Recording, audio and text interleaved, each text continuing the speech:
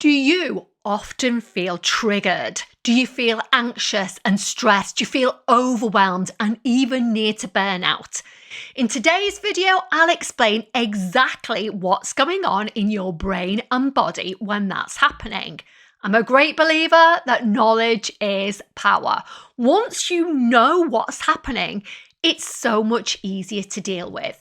I'll also share one of my favourite tools for gaining back control of your body and mind when you feel triggered, easing anxiety and helping you feel more in control. I'm Jo Banks. I've been a professional executive coach for almost 15 years and I'm sharing what I know.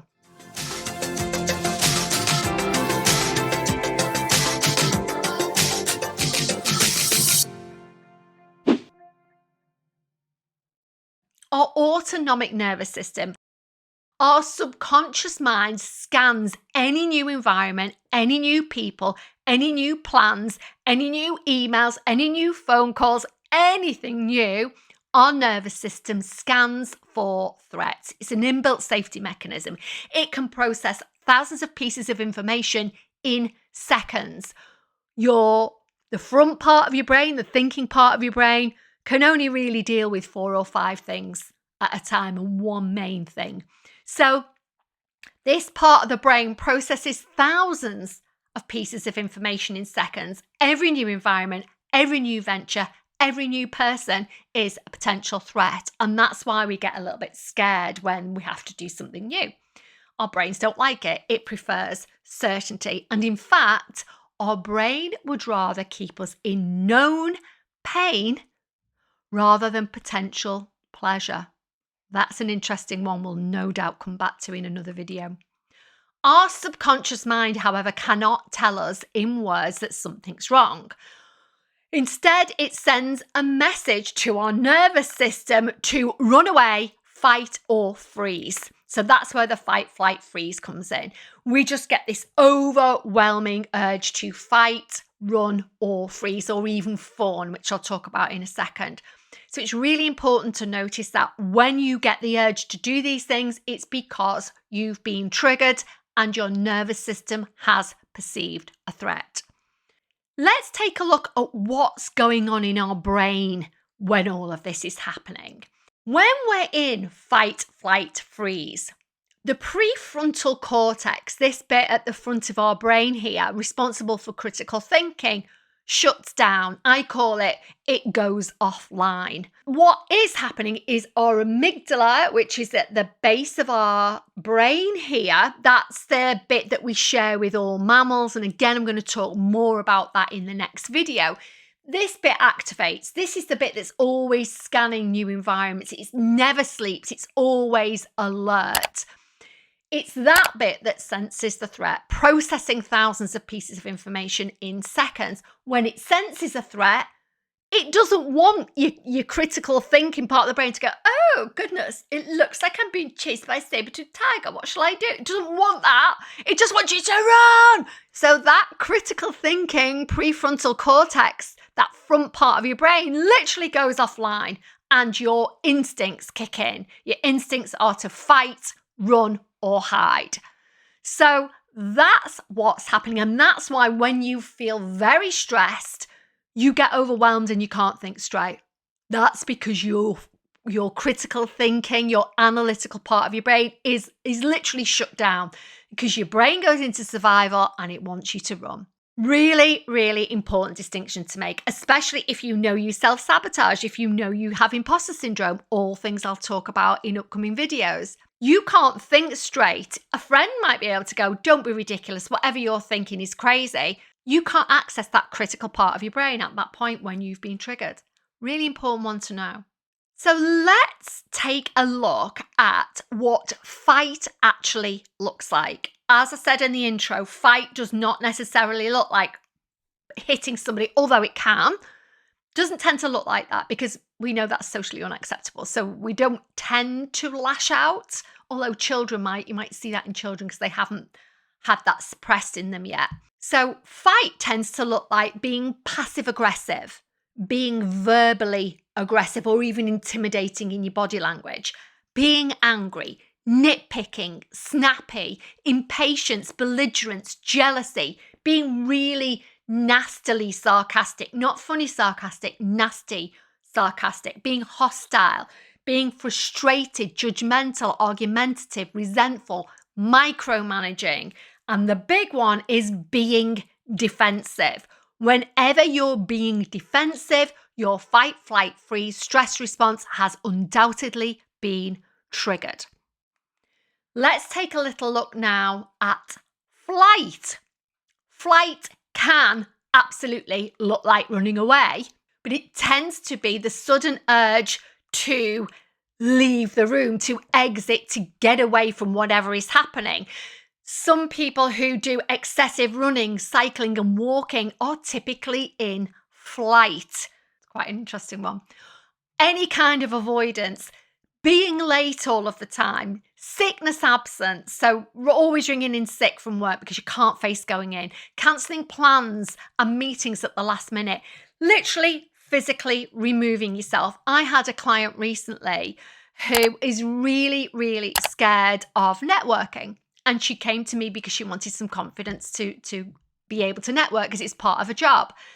And the week before she came to me for her first session, she said, "Joey, you're just never going to believe what I've just done a couple of days ago. Had to go to this networking meeting, got to the door, went to open the door, and I literally just couldn't do it. So I went to the Starbucks round the corner so that I could build myself back up again."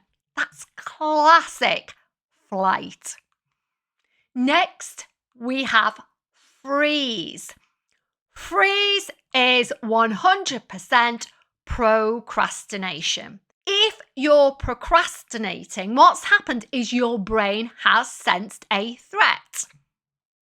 Otherwise, you'd just go ahead and do the thing, wouldn't you? So your brain has weighed up, your amygdala has weighed up everything that's going on with that thing that you're procrastinating over and gone, nah, I don't think we'll do that. We'll go and wash the dishes, or we'll go and clean the car, or we'll go and do something else less taxing. Let's leave that for a while. It's because your brain has sensed there's going to be more pain in doing that thing than doing the thing that you've chosen to do instead. Next is physically hiding in the car or a restroom or a kitchen or the bathroom at work. Another is that numbing that we discussed earlier. So Netflix binging, social media scrolling, binge eating, drinking, they are all part of the freeze part of fight, flight, freeze. Feeling stuck, feeling immobile, and a general lack of motivation often is a result of being in freeze. Finally, we have fawn. Fawn, you could say, really is a part of the freeze aspect, but let's take a little look at this because lots of people, when faced with a threat, will fawn. So they'll go into people pleasing. They have trouble setting boundaries. They might do pity parties, and I've talked lots about that. I'll leave the links below in previous videos. A fear of standing up for yourself, being conflict avoidant, always putting other people's needs above your own, deferring to others, fear of speaking up, issues with saying no. So a lot of people do this people pleasing. I've done lots of research on people pleasing, and if you're a people pleaser, people pleasing usually starts with parent pleasing. Again, no doubt I'm going to be covering this in a future upcoming video. So fawning is also a typical response.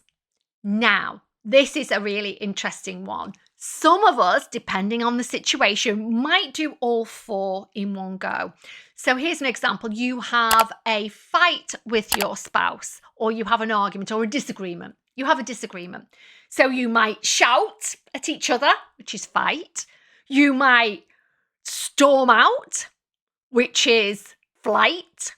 You might go to the gym, go to the pub, go to your friends and hide, which is freeze. Then you might come back with a pizza, which is fawn. So you can see how we can kind of go through the whole gamut. And depending on different situations, we can employ different ones of the fight, flight, freeze. Most people do not realize that if they are in anything other than baseline calmness, if they're experiencing the sudden need to get away, sudden need for avoidance, real anger, or being massively defensive, they've triggered their stress response. And that's why it's really important to really start to notice what's going on inside. In my previous video, number 19, how stress is affecting your life and the surprising signs, I cover off how to identify stress within your body. And in upcoming videos, I'm going to be giving you more around how you can deal with those things. However, one of my really top tips, and it sounds way too simple to work, is when I recognize that I've been triggered, and for me, I get an anxious feeling in my chest. If I just stop, take a nice deep breath, maybe 2 or 3 nice deep breaths, and just say to myself, I'm safe. There are no saber-toothed tigers. And you would be surprised how just that small act of taking a breath, putting your hand on your heart, slowing down, and just repeating to yourself, I'm safe, there are no saber-toothed tigers, can help you really get rid of that stress response. Sounds too simple to be effective, but it really does work. I use it quite frequently because you've got to remember, at the point that you've triggered your stress response, your amygdala thinks you're not safe. It's going to throw your prefrontal cortex offline so you can't think straight. So taking that breath, as soon as you're aware of the feeling in your body, and only you know what that feels like for you, calming down, hand on heart, deep breath in. You might need to do that 3 or 4 times. It's really simple. Hardest part, like many of the tools I'm going to be sharing with you, hardest part is remembering to do it. The wrap up. Our brains cannot tell the difference between an actual physical threat and a vividly imagined one, and responds by triggering our fight, flight, freeze stress response. However, that does not necessarily look like hitting someone, physically running away, or hiding behind a tree, although it can. Recognizing that any negative emotion, including sadness, anger, apathy, or passive aggressiveness, or even if you are doing numbing activities like Netflix binging, typically can indicate that your stress response is triggered. Many of us, especially those of us with childhood trauma, can live in what we call survival mode, where threat levels, perceived or otherwise, remain high, often leading to prolonged depression, anxiety, dissociation, and even burnout. This information forms the cornerstone of much of my training, and I'm definitely going to be referring back to it and this concept in many of my upcoming videos, especially when I discuss self-sabotage, imposter syndrome, menopause, neurodivergence, and a whole host of other topics. What next? In the next video, I'm going to go into more detail about why we feel triggered and why it links back to our earliest ancestors. I'll also share 1 or 2 of my favorite tools for returning your nervous system back to homeostasis or baseline, helping your brain and body feel calmer so that you're in more control. Please remember to like, comment, subscribe, hit that notification bell so that you don't miss it. As always, thanks so much for everybody who watches until the very end, and thanks for your continued support.